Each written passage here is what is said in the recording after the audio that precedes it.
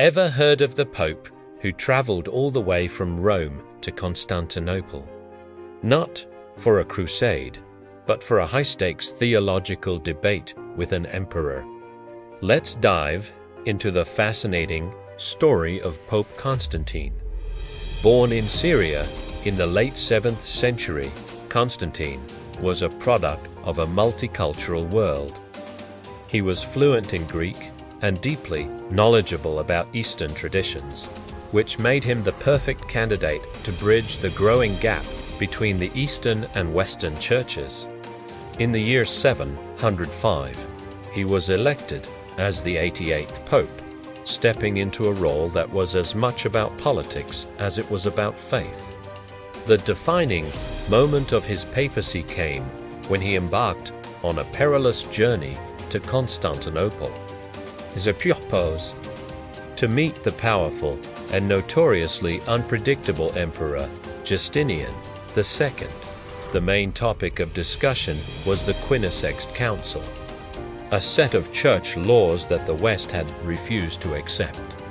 Imagine the scene: the Pope from Rome and the Emperor of the East, two of the most powerful men in the world, sitting down to hash out their differences. Constantine was a master diplomat. He managed to find a middle ground, approving some canons while tactfully rejecting others, all without causing a major schism. He even convinced the emperor to renew all the privileges of the Roman Church. The meeting was a success, and Constantine returned to Rome with his authority enhanced. But the peace didn't last. Soon after, Emperor Justinian II was overthrown and assassinated. His successor, a man named Philippicus Bardanes, was a supporter of a heresy that the Church had long condemned. He demanded that Pope Constantine accept his views.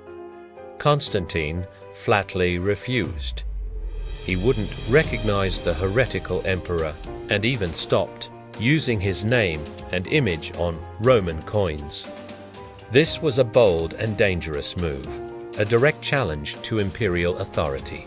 Rome was in turmoil. Pro-imperial and pro-papal factions clashed in the streets. But Constantine stood firm in his defense of orthodoxy. Fortunately, this crisis was short-lived.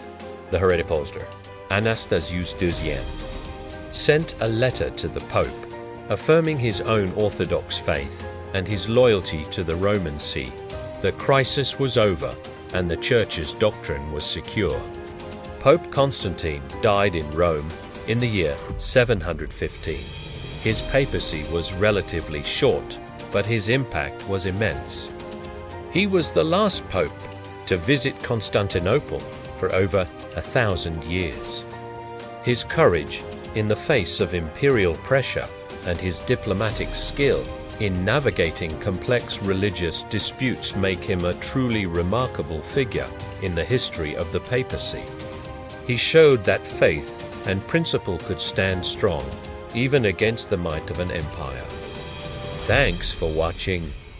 If you found this piece of history interesting, make sure to like, subscribe, and hit that notification bell for more stories from the past. See you next time.